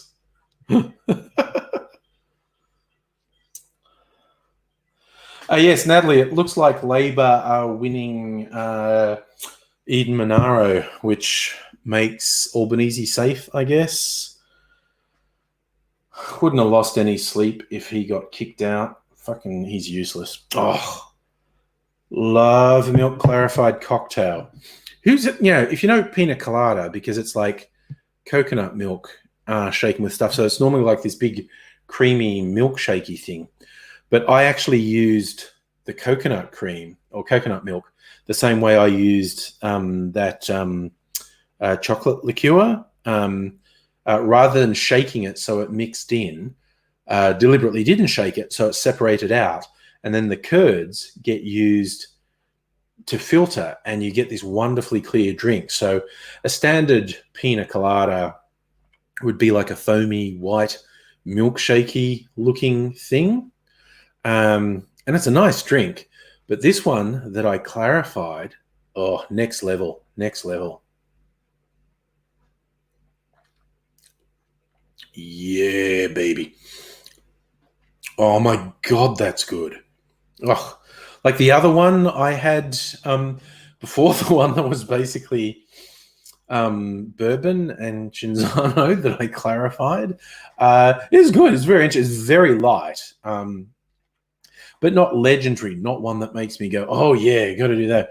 But this one, so this is rum and coconut and pineapple. And it's fucking delicious. This is so good. Oh my God, that's good. Oh, I reckon I might knock that off tonight. Ahmed, you were told the only reason tourists can't recreate the pina colada they drink in Jamaica is because they can't replicate the environment. I reckon that's spot on, quite honestly. I reckon where you are, what you're experiencing, the climate, the smells, all affects a drink. People often underestimate all their other senses with a drink, but and also your mental state. A drink you have on holiday, a good drink you have on holiday is going to have something going for it. Oh my God, don't they still that? This doesn't taste like alcohol at all. And it's got a fair bit. This is, I don't know, it's like half rum. Like 50% rum. So it's milk clarifying cocktails, they taste so good. And it basically takes the edge off the sharp flavors. So you can still taste the flavors there. Still taste the booze. Like this tastes like not so much rum, but a little bit. It mostly tastes like pineapple and coconut, quite honestly. It's very sweet, of course. Fuck, it's good. It is so good.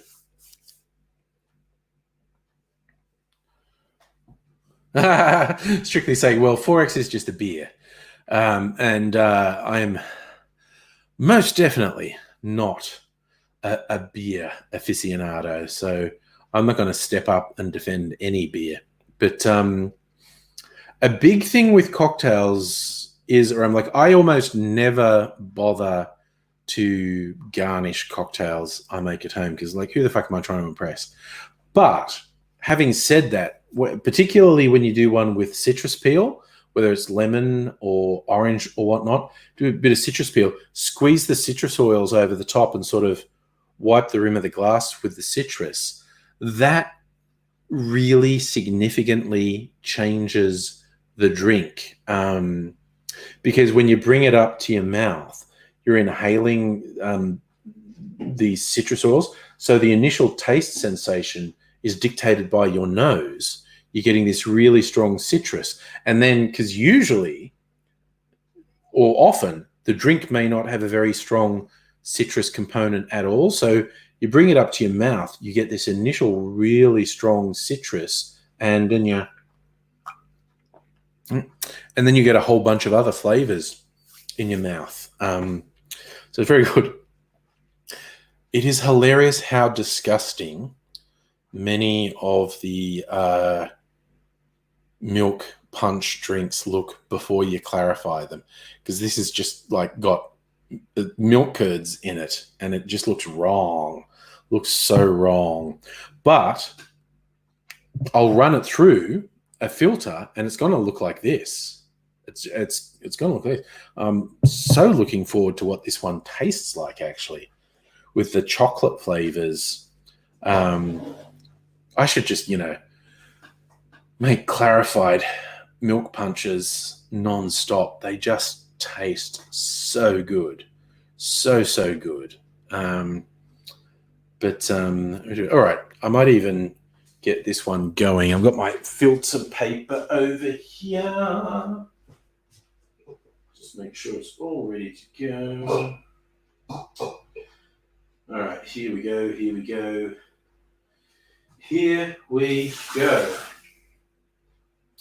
It's the only fucking song that we know. So, just with the magic of a coffee filter, and we'll just pour that in there. Ooh, those strawberry cream glops. Ooh, I'll probably put this one through twice because all that gloppy stuff is going to settle. This is like, what's the line about you don't want to see your sausage being made because you might really enjoy sausages, but if you saw the process of a sausage being made, it might gross you out, so you're better off not seeing. Can you hear it? Are you getting ASMR? ASMR of these drips going in here. It's going to make someone want to go to the toilet. Put it over here so the microphone doesn't pick it up so much. Little bit of drippy ASMR there. Yeah, fuck it. I'm going to finish this pina colada. Why not? The other thing the milk clarifying process does, if you're using dairy milk, I think there'll be slightly different reactions, because you can do milk clarifying. You just need something with fat content. So I've successfully done it with almond milk. I've successfully done it with coconut milk. And I've successfully done it with dairy milk. But what it does, certainly with the coconut milk and dairy milk, wouldn't swear to it with the almond milk. What happens, the milk separates and into curds and whey, like little Miss Muffet, who, now I think about it, she was probably making a milk punch on her tuffet. She had curds and whey. The curds actually act as a filter for the drink and really are a very important part of it. But along with because a milk punch will have booze and citrus and whatever else you put in to flavor it, like tea. Tea is very popular to have in it. But the whey from the milk also gets added to your drink. And whey is more viscous than water or spirits. So although this kind of looks like wine, right? But it's just a little bit more viscous. And it's just kind of cool because you notice it as you pour it. It's a little bit more viscous. So you can say you're going to head off, find another 2020 film to improve on last night. Good luck. Be interested if you find a good one. Fuck me, that's good. Ahmed, do you think I should be drinking from a real human skull? I think that's less practical than it might sound at first.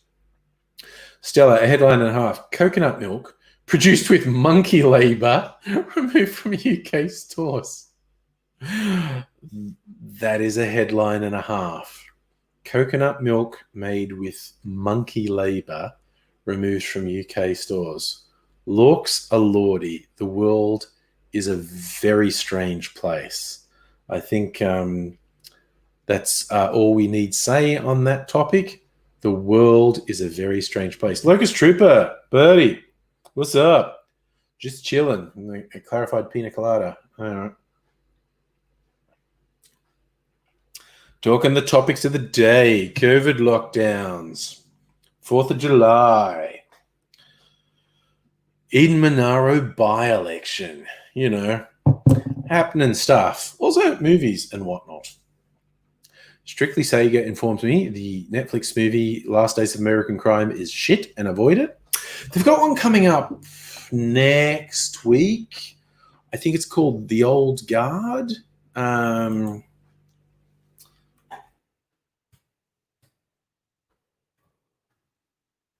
Yes, The Old Guard.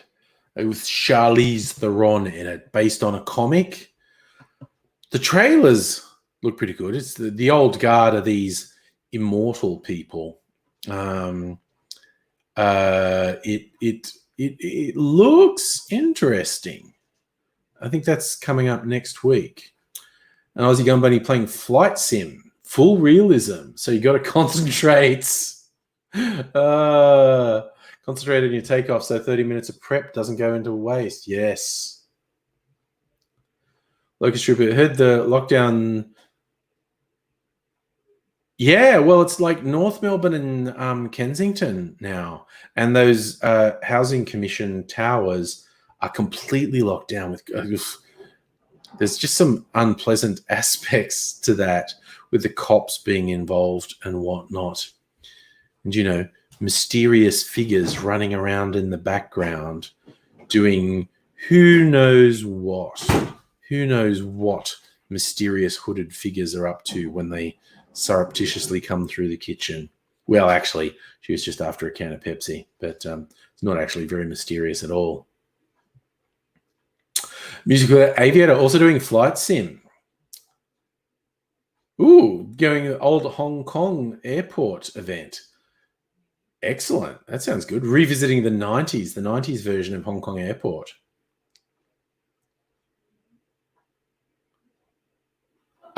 Strictly say you just want to chime in. Charlize Theron was good in her recent movies, Bombshell and Long Shot. I haven't seen Long Shot yet. I did see Bombshell. And, of course, I think one of the best films of this century, of the 2000s, is Mad Max Fury Road, and Charlize Theron was absolutely fantastic as Furiosa. We do indeed live in weird times, Locust Trooper, the weirdest times. And we can but soldier on, try and make the best of things, and try to not let the bastards get us down, basically. I think that's our struggle. Don't let the bastards get you down, because the bastards will invariably try to get you down.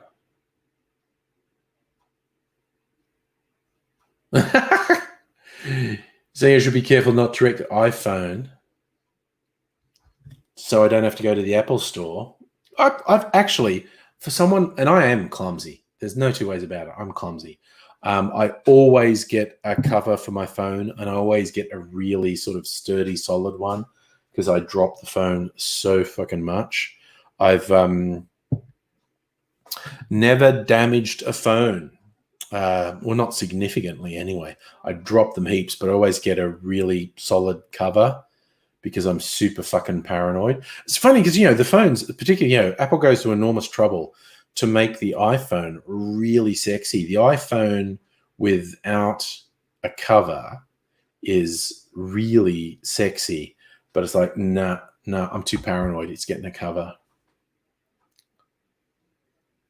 Oh, music elevator, lockdown's going to make you miss a friend's wedding. Well, that sucks. Well, precautions made me miss everything I was going to do today. I was going to go over to Abigail's place, get her to install upgrades on my PC, and I was going to go to the Bitters lab, and I was going to get some neat drinky stuff. And then Mrs. Angry reminded me, yeah, well, given a member of our household has had a COVID test as a precaution, probably shouldn't be going out until we know for sure that the test results are negative, and I won't know that till early next week. And I went, okay, I'm going to be responsible. Voluntarily isolate till the fucking test results come in. Yeah, Invisible Chicken. I get the glass screen protectors as well. I get the screen protectors and the case because I'm so fucking clumsy. I mean, you missed the first iPhone with a metal plate cover. The first iPhone I got was an iPhone 3. I was getting Nokias before that. And that was because of the quality of the camera. The quality of the camera on the first two iPhones was really shithouse. And I had a Nokia with a better camera. And that was really important to me, having a good camera on the phone for emergency photo taking and video shooting. But iPhone 3 was the first one that had a good camera on it, and I've had iPhones since then, since the 3.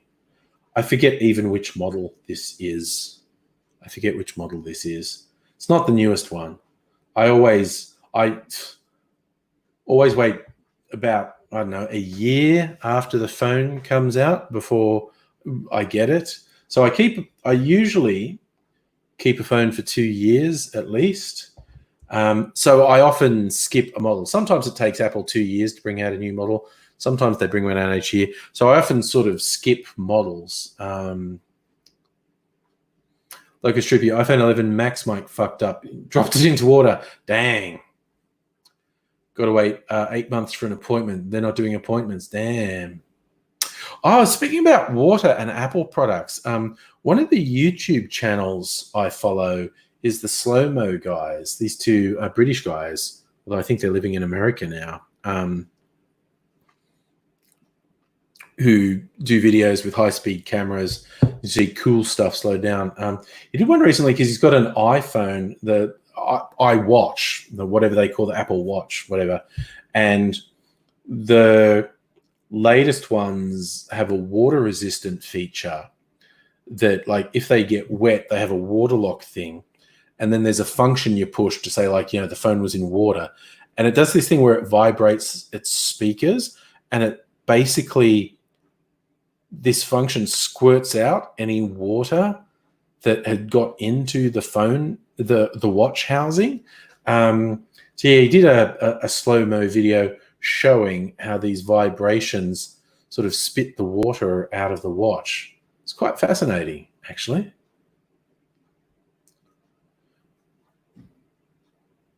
Ahmed, Huawei phones are recommended since Western governments can't hack them. Yes, but strictly Sega raises a problem with Huawei phones, Ahmed, that the Chinese government hacks them.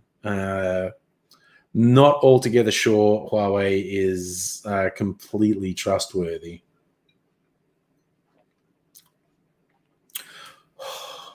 I feel really silly when I'm having a drink and every single mouthful I take of it, I want to say, fuck me, that's a good drink.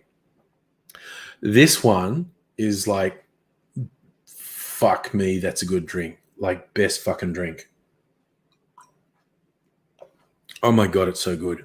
I'm going to have to make more. That's so decadent. Maybe, because I don't have any really out there rums in my collection, maybe I should go out and get some really fucking out there Barbados rum. I say that. I've got bloody Overproof Plantation. That's a fairly special one. Maybe I should get an out there rum. Because people always talk about particularly the Caribbean rums being really funky because it's fermented sugar cane, so you get some really funky flavors in there. Maybe if I get an aged Caribbean rum, have its own characteristics. Luke, is the ambulance rocked up? Seriously, it rocked up for you? Someone was worried about you? You're fine. Well, I'm glad you're fine, man. Why is someone calling a fucking ambulance on you?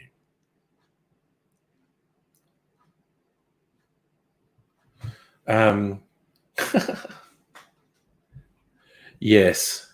Kind of like when we had AD last night. As he's got views about medical people having different views on what should be happening to him than what he thinks. Oh, fucking hell. That is good. That is so fucking good. And I finished it. I'll make some more. I probably, like I said, probably shouldn't go to a bottle shop because I'm voluntarily isolating while waiting for test results. But will Dan Murphy's know? That's the question. I hope we don't have to wait too long for these fucking test results. They're really fucking annoying. Oh, well. Well, I'm glad you're fine, Luke. It's really weird someone's calling an ambulance on you. We'll assume they were well-meaning, but yes, I'm glad you're fine. Whew, okay. Remember to say this is just drinking this like it doesn't fucking taste like, and no, there was a lot of rum in that. In fact, this is the thing, because like I made it quite late on was it Thursday night? Wednesday night. It was Wednesday night I made it. And then I was going, I'm going to try it. What? No, wait. That's got like a fuck ton of rum in it. I don't want to drink a fuck ton of rum just before I go to bed. Kirsten, excellent point. Bottle shops deliver. That isn't fuck me. Maybe I should go, because Dan Murphy's is having a special on the stupid like Voc flavored liqueurs, which are actually good for making cocktails. And I was going to get a couple. Oh, maybe I should just order a fucking delivery.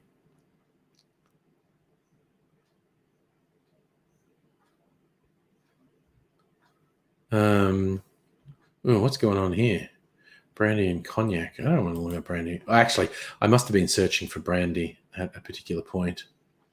Shop by products. Current offers. What's on offers just for me? Creme de cassis, framboise, triple sec, fernet. I don't need any of these things. Actually, I was talking about rums. Flor de Cana is meant to be a good rum, I think. So, Kirsten, I know your area of expertise is gin, but do you have any recommendations on rums? Like, Stripper, your new neighbor, super annoying. Oh, they're annoying retirees. Yeah, retirees can be a bit fucking weird, man, quite honestly. I live in a suburb with a lot of old people. Makes me feel young. Oh my God, Kirsten, Dan's use Sendle. Sendle are so fucking fast. Yeah, I think, as we point out, with Sendle, I ordered the Tiny Bear stuff on a Friday night, and it arrived on Monday. And I ordered the Marionette stuff one day, and it arrived the next. And I think last time I ordered Dan's, it took 2 days, so it was very quick. But mind you, even like my computer parts that I ordered on Monday last week, and they were just delivered by Australia Post, they arrived on Friday, which wasn't too bad.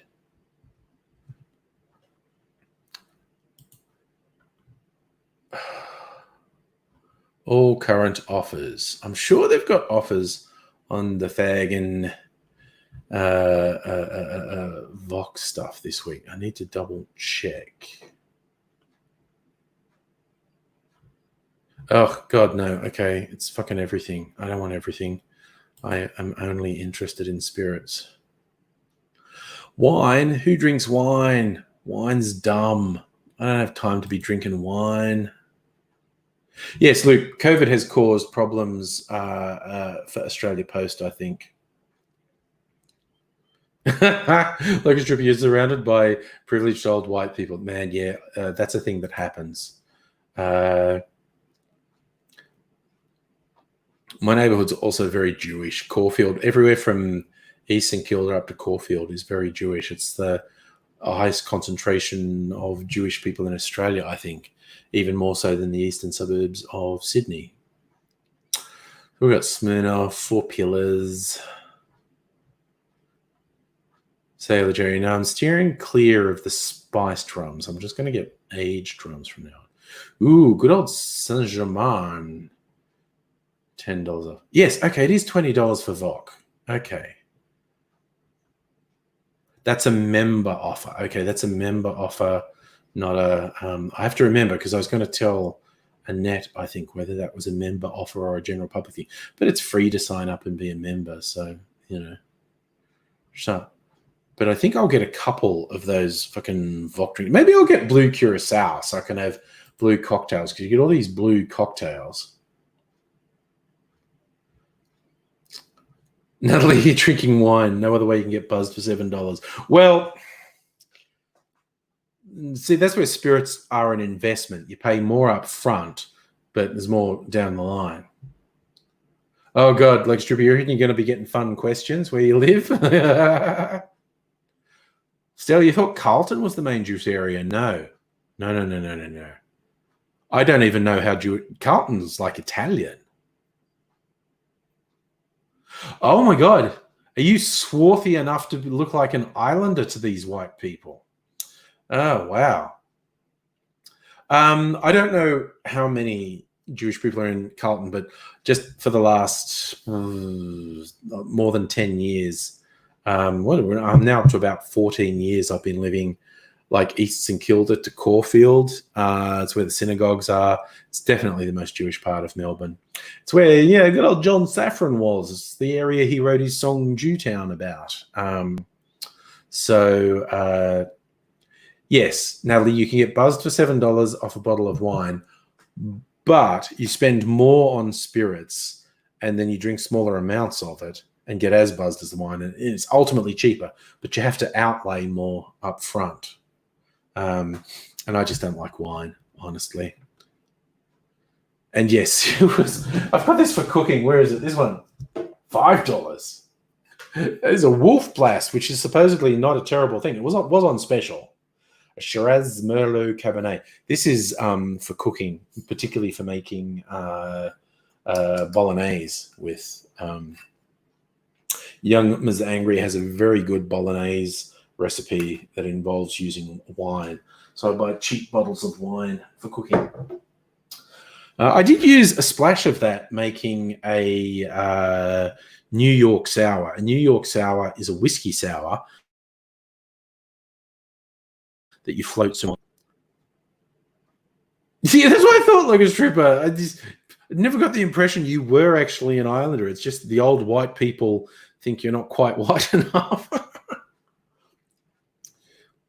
Oh, the world is weird. Ooh, how's this going? We've had one go through. Ooh, we've got the strawberry sediment in there. Definitely going to have to put it through at least one more time though, but that's okay because I wasn't going to drink it tonight anyway. In fact, I might just get this going and then even go to bed. Yeah, I'll just do this. Well, you probably can see that's quite cloudy. I want it to be very clear. So I'm going to run it through again. All the curds will clarify it. And it should be very clear. If necessary, I'll put it through a third time. Because I have the time, because like I said, I might taste test it tomorrow night. Maybe just drink it tomorrow. I'm trying to work out, how much did I put in? Okay, it's a couple of drinks. It's not one drink. That thing has in it, it's like 2 shots of Irish whiskey, 1 shot of vermouth, 1 shot of green chartreuse, and a couple of shots of this chocolate liqueur. So that is probably 1, 2, 3, 4, 5. It's actually probably 5 or 6 standard drinks. Again, one of the reasons I like cocktails, because you have these really modest looking amounts of drink and they've got like a fuck ton of booze in them. Like those little drinks I had tonight. Trying to remember, because I did drink some of the pina colada the other night, but I think I had like I had it in like overall it was like 3 or 4 drinks.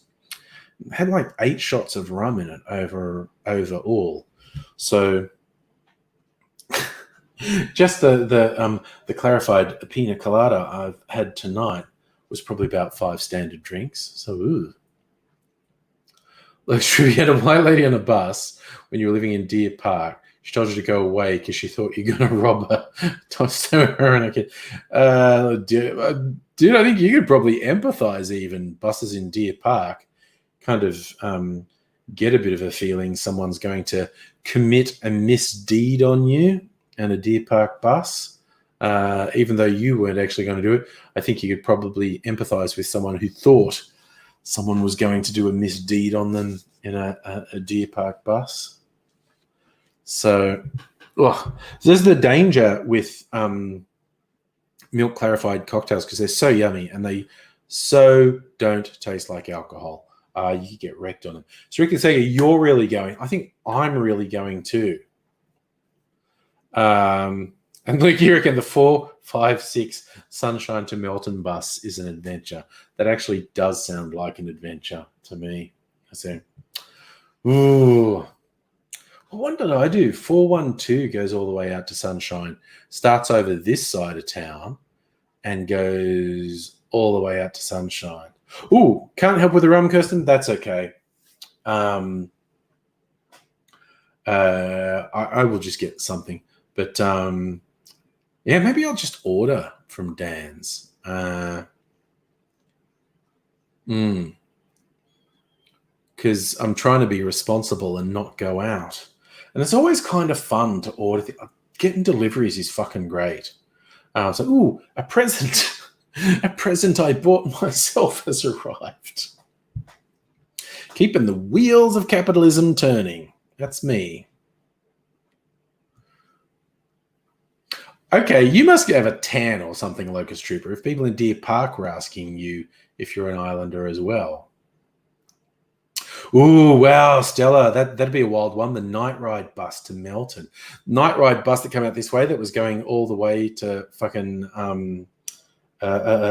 Jesus, why do I it's not Broadmeadows, it's fucking it's because I'm trying to blank it from my fucking brain because it's a nightmare. Why do I always forget it? Because I don't want to remember it, really. Frankston, thank you, Luke. You always remember, I always forget Frankston. Frankston is a weird split personality suburb because it's on the bay, so all the area that's on the bay is super expensive. But you go a couple streets away from the bay and it's super fucking bogan. It's a weird suburb. Yes, so yes, being on a night rider that's going all the way out to Frankston is a bit of a fucking adventure.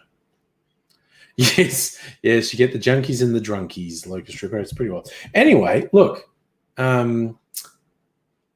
that's about it. See, how can I forget Frankenstein? I think I just consciously block it from my brain to try not to remember that it's there. Because, if you keep going up the road from my place, you end up in Frankston. Don't want to do that. All right, so look after yourselves, one and all. I will probably be back online tomorrow night. I'm probably talking to Aidsy tomorrow, so may or may not have him on the stream tomorrow night. But see, well, Natalie, like your suburb gorilla. Okay, cool.